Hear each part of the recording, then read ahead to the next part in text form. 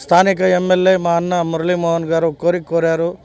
ఎందరో భక్తులు వచ్చి ఇక్కడ హోమాలు యజ్ఞాలు చేస్తూ ఉంటారు. వాళ్ళకి ఒక యజ్ఞ మండపం లేదు, ఆ మండపం నువ్వే కట్టియాలి అని కోరారు. ఆ కోరిన సందర్భంలో కాణిపాక వరసిద్ధ వినాయక స్వామికి ఏది చేసినా తక్కువే అనే భావనలో ఉండే నేను అడిగిన తక్షణం కట్టిస్తానని హామీ ఇవ్వడం జరిగింది.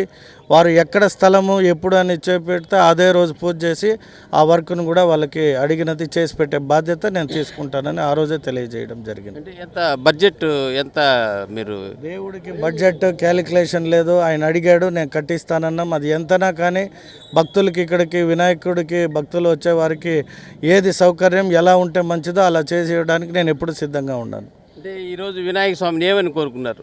మొత్తంగా ఈ రాష్ట్రం బాగుండాలి, రాష్ట్రం ఈ దేశంలోనే నెంబర్ 1 స్థానంలో ఉండాలి. అందులో మా ముఖ్యమంత్రి గారు ఆరోగ్యంగా ఇంకా ఈ రాష్ట్రాన్ని ఒక 15 సంవత్సరాలు పరిపాలిస్తే కానీ ఒక మంచి స్థాయికి రాదు.